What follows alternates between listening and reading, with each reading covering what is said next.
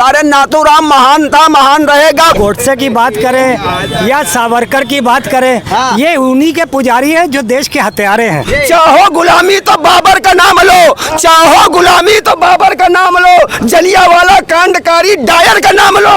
और कहने को हिंदू लगे शर्म स्नेही तो, कहने के हिंदू लगे शर्म स्नेही तो राम नहीं अल्लाह अकबर का नाम लो। मुसलमान को कुरान में इमाम ना मिला, हिंदू को गीता में भगवान ना मिला, अरे जाओ तुमको क्या भगवान मिलेगा जिसको इंसान में इंसान ना मिला। आप बेटिया और बहन की बात कर रहे हो, यहाँ तो योगी सरकार में पुलिस महिला सुरक्षित नहीं है। जो सनातन को नहीं मानेगा और जो हिंदुओं को नहीं मानेगा वो देश में नहीं रहेगा।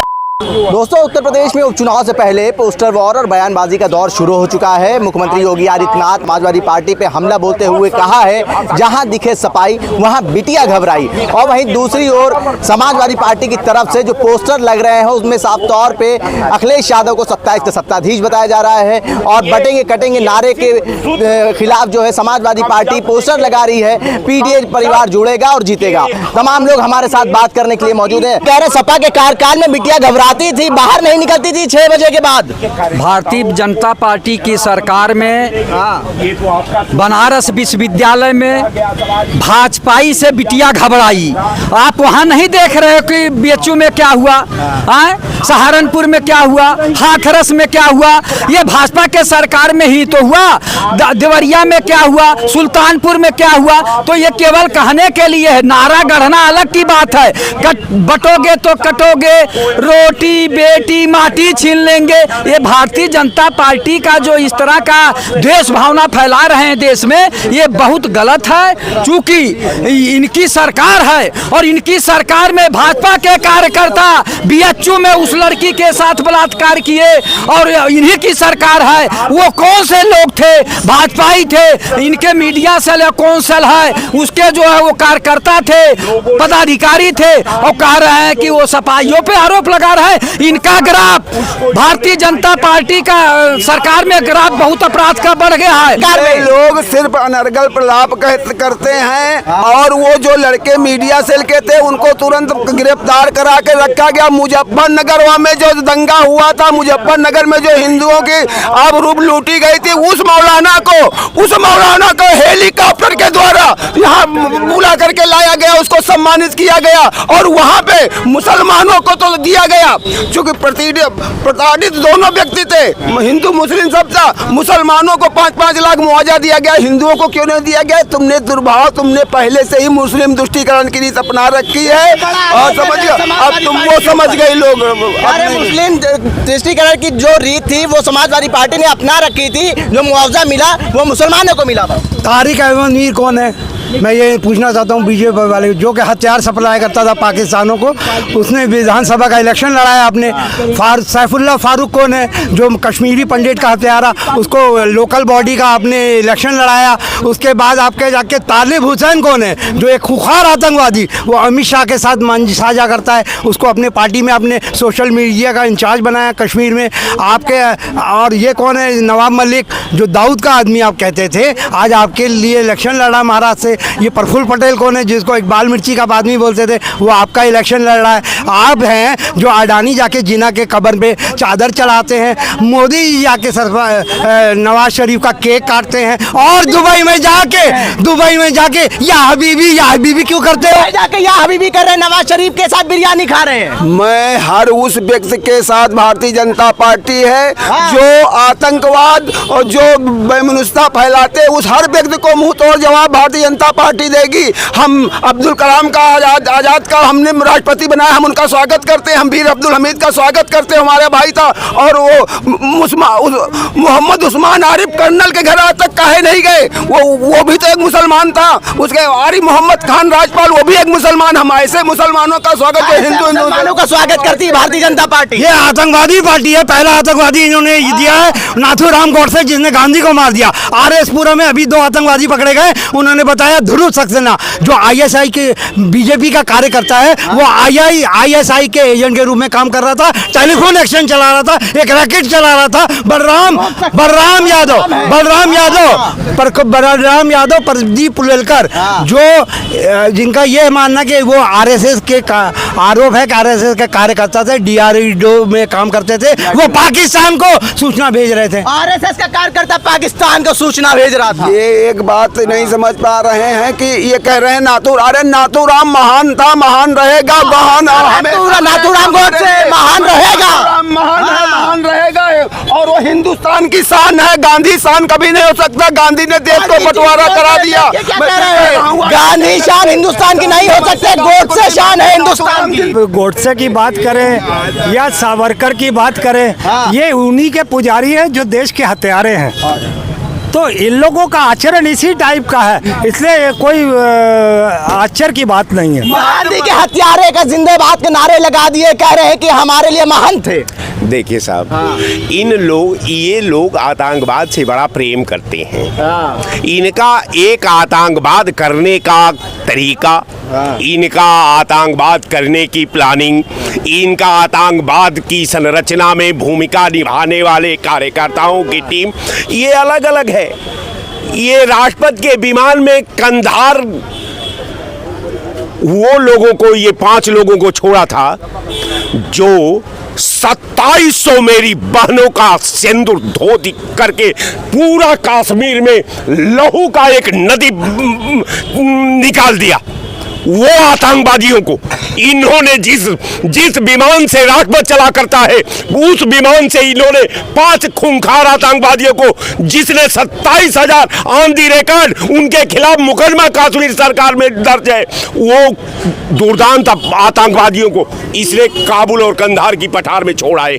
अब ये लोग आतंकवाद की बात करते हैं। इनके तमाम नेता, भोपाल से जो इनका सांसद है थी, उनका स्थिति यह है कि उनके ऊपर राष्ट्रद्रोह की धारा थी। वो जांच में पाई गई, तफ्तीश में पाई गई कि इनका आतंकवाद की संलिप्तता में इनकी भूमिका है। भारतीय जनता पार्टी सबसे ज्यादा देश प्रेम करती है, और जो देश प्रेम करता है वो भारतीय जनता पार्टी का कार्यकर्ता है। बिल्कुल, ये देशभक्ति का नमूना है साहब। कितने लोगों को घर उजाड़ दिए ये लोग, कितने लोगों का माँ बहनों की गोद भी शहीद कर दिए ये लोग महान तो ही है, और तो कोई कर नहीं सकता। ये उसके माहिर है, उसके स्पेशलिस्ट है, और ये इतने अच्छे काम करते हैं कि कितने लोग अपने औलाद का, अपने सिंदूर का अल्लाह ताला से दुहाई मांगते हैं कि या खुदा अब जो बचा है उसको बचा लेने दो, नहीं तो ये भी चला जाएगा। स्थिति तो विडंबना तो ये है साहब। बहुत बड़ा आरोप लगाया जा रहा है, आतंकवाद का समर्थन करती है भारतीय ये लोग, हम इसका समर्थन करते हैं। देखो इन लोगों की बात ये है, 4 लाइनों में आपको सुना रहा हूँ। चाहो गुलामी तो बाबर का नाम लो, चाहो गुलामी तो बाबर का नाम लो, जलियांवाला कांडकारी डायर का नाम लो, और कहने को हिंदू लगे शर्म स्नेही तो, कहने के हिंदू लगे शर्म स्नेही तो राम नहीं अल्लाह अकबर का नाम लो। ये उस टाइप के लोग हैं, अल्लाह अकबर का नाम लेंगे भारत के। ये हिंदू की बात कर रहे हैं। ये प्रधानमंत्री जी ने अयोध्या में जो मूर्ति में GST लगा दिया, राम में GST लगा दिए, और एक जो अयोध्या बनाया प्रतिमा में GST लगा दी, आप लोगों ने बता रहे हैं। क्या बात करेंगे। और ये गड्ढा, ये राम जन्मभूमि चू रहा था, राम लल्ला विराजमान थे वहाँ। अरे जाओ, मुसलमान को कुरान में इमाम ना मिला, हिंदू को गीता में भगवान ना मिला, अरे जाओ, तुमको क्या भगवान मिलेगा जिसको इंसान में इंसान ना मिला। यही है कि नाथूराम गोडसे के जयकारे लगा रहे हैं, जिंदाबाद के नारे लगा रहे हैं। भैया ये नाथूराम के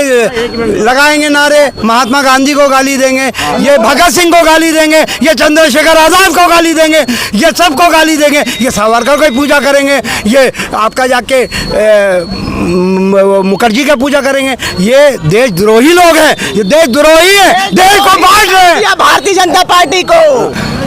बता तो रहे ओछी मान, देश का द्रोह किसने किया? इस देश की जनता जान चुकी है। अब इस देश की जनता झांसे में नहीं, जिसने देश का, जो देशद्रोही होगा, आप देख लेना इसी 5 साल में यहाँ से मार के भगाया जाएगा। देख लेना 2029 के बाद देशद्रोही पार्टी के लोगों की नजर में देशद्रोही कौन है? देशद्रोही वही है जो देश के साथ विघटन करते हैं, देश में आतंकवाद फैलाते हैं, देश के भारतीय जनता पार्टी के लोग हैं। देश की संस्कृति को नहीं अपनाते, देश को अपमान करते हैं, देश के बहन बेटी सच को झूठी से समझ कर रहे हैं। कौन कहता गीता में गीता से भगवान न मिला? जहाँ गीता के हर सब प्रश्न पर भगवानों बात है, प्रश्नकर्ता अर्जुन है तो हर प्रश्न पर उसमें भगवानों बात है, और कोई पुराण में भगवानों बात नहीं है। तो फिर कैसे गीता में भगवान नहीं मिला?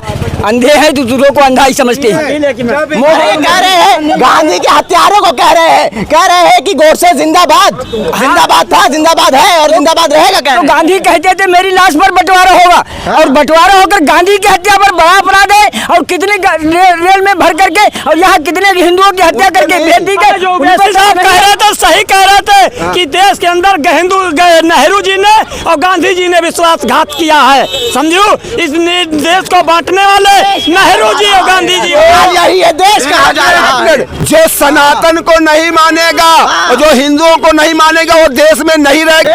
और राहुल गांधी कह रहे हैं कि देश में मोहब्बत की दुकान खोलेंगे और भारतीय जनता पार्टी बांटने काटने का काम कर रही है। अरे वो कितना मोहब्बत की दुकान खोलेगा, कितनी मोहब्बत की दुकान उसने खोल रखी है उसके परिवार ने। अरे इतनी मोहब्बत अगर देश से होती तो आज तक का 3 बार उसके घर के प्रधानमंत्री रहे। कभी मथुरा चले जाते कृष्ण जन्मभूमि, कभी रामलला के दर्शन कर ले, कभी बनारस में यहाँ दर्शन कर लेते, वहाँ औरंगजेब की समाधि। देश का विकास करा है कांग्रेस पार्टी ने, एम्स दिया है, IIT दिया है, कुछ नहीं है।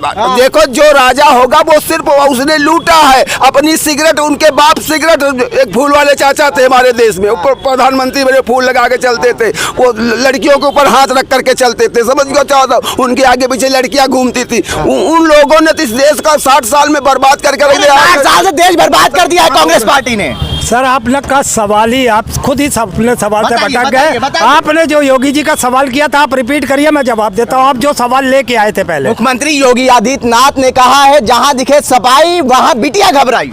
आपको ये बताइए, आप बेटिया और बहन की बात कर रहे हो, यहाँ तो योगी सरकार में पुलिस महिला सुरक्षित नहीं है, उसके साथ बलात्कार होता है और उसे उसकी हत्या कर दी जाती है। योगी खुद एक गुंडाई रूप में बैठा हुआ है, ये सापा को गुंडा बता रहे हैं, ये खुद गुंडे बैठे हुए सरकार में। अरे योगी खुद गुंडा बैठा हुआ, देखिए बहुत बड़ा। या तो क्या हम बताएं, या तो ये लोग भांग खाए पिए घूम रहे हैं, समझ लो। इन लोगों को तो पता नहीं देश के विषय में ABCD। अभी इनसे पूछ लो इस प्रदेश में कितनी ग्राम ये नहीं मालूम होगा। पूरे देश की सरकार बनाने जा रहे हैं, पूछ लो कितने ब्लॉक वो नहीं मालूम होगा, कितने तहसील हैं वो नहीं मालूम होगा, और ये पूरे देश की संरचना कर रहे हैं। अरे आतंकवादी तो वो थे जब बड़े चौराहे पे CO को लटका करके बोनट पे घुमाया जाता था, आतंकवादी वो थे, वो भ्रष्टाचारी थे।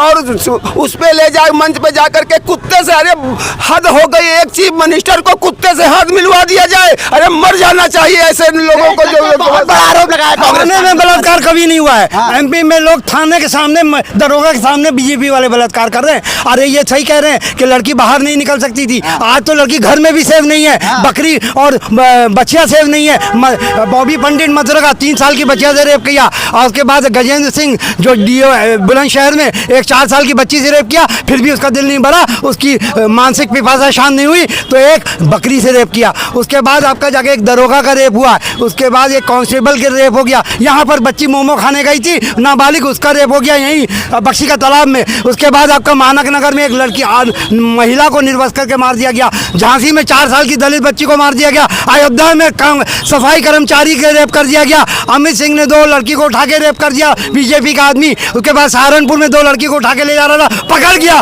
कितना गिनाऊं, 1 घंटा निकल जाएगा, ये घंटा निकल जाएगा। कह रहे हैं कि भारतीय जनता पार्टी कार्यकाल में महिलाएं क्या बकरियां भी सुरक्षित नहीं है। अरे यहाँ तो इमाम ने जो बच्चों को आलिम देता, इमाम ने बच्चों के साथ ही बलात्कार कर दिया।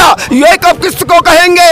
उन बच्चों के साथ किस तरह का हुआ? कितने मुस्लिम आए कि जो कि अपनी लड़कियों के साथ बलात्कार कर दिया, छोटी छोटी बच्चियों के साथ। हम उसका अगर डाटा चाहेंगे डाटा भी दे दूंगा, डाटा हमारे पास सारा है, लेकिन हम अभी लेकर के नहीं आए। भारतीय जनता पार्टी के कार्यकाल में महिला अपराध का ग्राफ बढ़ा है। अच्छा, बढ़ा है। महिलाओं से वह चीज महिलाओं से पूछिए, महिलाओं के बीच में आइए, वो आपको बताएंगे, हम नहीं बताएंगे। महिलाओं का दर्द महिलाएं जानती हैं, पुरुष का दर्द हम पुरुष जानते हैं, समझ लो। और ये महिलाओं का दर्द जानेंगे, महिलाओं को जिन्होंने सम्मान न दिया हो, 4-4 बीबी रखो और खाला की बेटी भी बीबी बना लो, बुआ की। कांग्रेस और सपा के राज में सुरक्षित थी महिलाएं? वो महिलाओं का बिल्कुल कोई नहीं सुरक्षित थी। अरे जब चीफ मिनिस्टर मायावती नहीं सुरक्षित थी तो तुम महिलाओं की आम महिलाओं की बात करोगे यार, जिसके साथ 60 विधायक बैठे थे, 60 रौड़ा पुलिस वाले थे, वो नहीं सुरक्षित बची। अब इन्होंने कहा कि संविधान खतरे में कहते हैं, महिलाएं खतरे में कहते हैं। यकीन करिए, अगर जिस तरीके से कहते हैं ना कि अब की बार 400 पार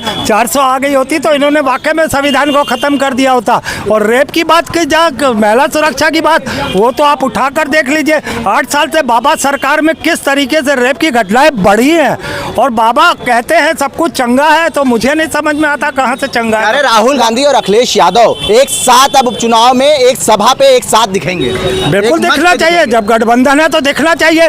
अब इनको मिर्ची ये लगी हुई है कि इनको टिकट नहीं मिली। अरे आपने निषाद को रुला के एक निषाद को टिकट दी, हमको तो 7 उन्होंने रख ली, अखिलेश जी ने 2 हमें दे रहे थे, तो हमने कहा नहीं हमें नहीं चाहिए, आप 9 सीटों पे लड़ो, हम अपना दिल बड़ा करके आपको समर्थन देते हैं। तो जिस तरीके से कांग्रेस ने शुरू से ही त्याग किए पार्टी रही है, चाहे उसकी परिवार की जाने गई हो, चाहे सीटों का त्याग हो, हम हमेशा देते रहेंगे और हम गठबंधन को जिताते हुए 9 सीटों पे विजय पाएंगे। 9 सीटों पे विजय पाएंगे। जब वो कहते हैं खिसियाली बिल्ली खंभा नोचे, जब आप कुछ नहीं कर पा रहे हो तो भाजपा को छोड़ करके चले सरकारी कर्मचारी को इल्जाम लगाने के लिए। जब बीजेपी से ना जीत पाया, बीजेपी बनाम समाजवादी ना जीत पाया, हरे पुलिसिया ये कोई भाषा होती है क्या? ये पढ़े लिखे देवगदर को ये कोई बात होती है क्या? अरे सरकार आएगी जाएगी, लेकिन जिसको 30 साल के लिए सरकार दे रखा है ना, उसकी कुर्सी रहेगी। अब उस आदमी से तुम रेते होकर की बात कर रहे हो, तो आम जनता के साथ में कैसे आप पेश होते होंगे, इसी में लगा लीजिए।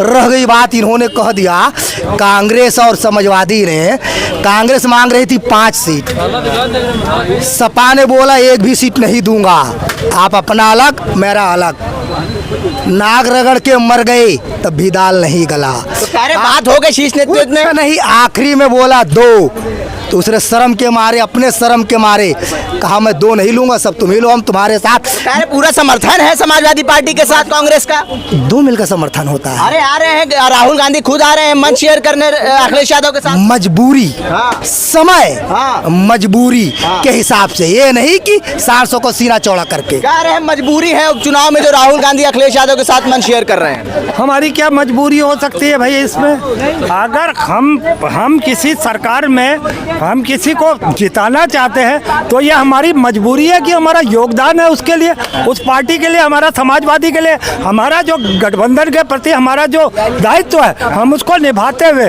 हम अखिलेश जी को पूरी तरीके से 9 की 9 सीटों में जिताएंगे।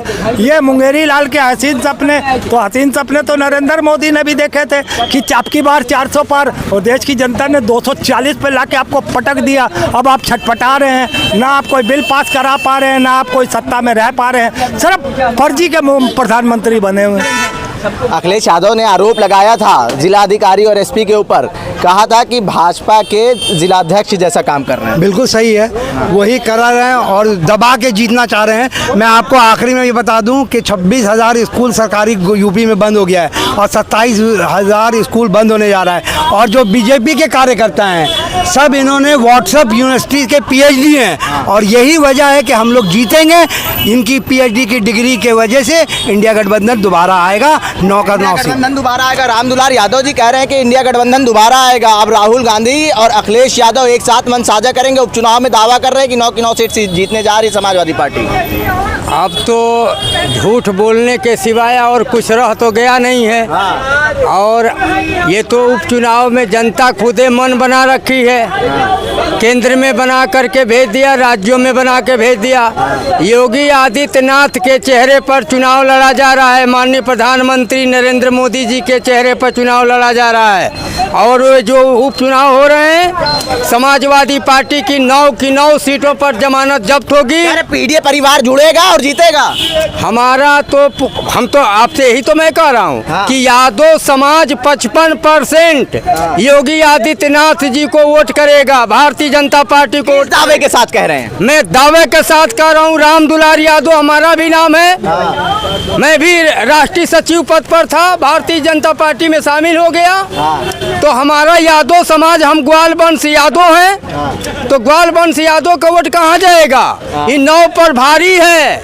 और 9 की 9 सीट भारतीय जनता पार्टी चुनाव जीतने जा रही है। और समाजवादी पार्टी के प्रत्याशियों का राम दुलार यादव है, कह रहे 55% यादव जो है वो भारतीय जनता पार्टी को वोट। सबसे पहले मैं बता दूं, ये खुद भी यादव अखिलेश को वोट डालेंगे, ये खुद अखिलेश को वोट डालेंगे, इनके परिवार वाले अखिलेश को वोट डालेंगे। और आपको ये भी बता दे रहा हूँ, अयोध्या में क्या हुआ, योगी सरकार और मोदी सरकार थे और उसके बावजूद क्या हुआ, पासी जी जीत गए।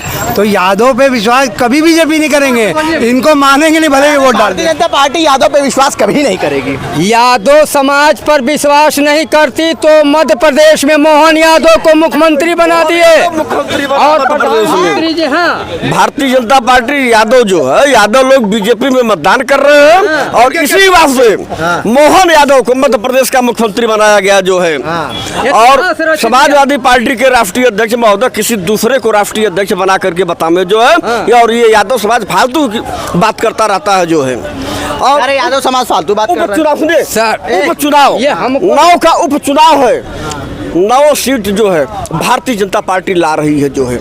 और उसकी वजह से ये लोग जो है, समाजवादी के लोग बौखलाए हुए हैं जो है, अनाप शनाप बातें करते रहते हैं जो है। ठीक है, एनडीए 9 सीटों पे उपचुनाव है, तमाम दावे करे जा रहे हैं, तमाम नारे दिए जा रहे हैं, तमाम बैनर पोस्टर वॉर देखे जा रहे हैं, लेकिन ये उपचुनाव जो है वो 2027 से पहले सेमीफाइनल माना जा रहा है। इसके जो परिणाम होंगे इसी से तय होगा कि किसका पलड़ा भारी है। उल्टा चश्मा के लिए आकिब मिराज खान, लखनऊ।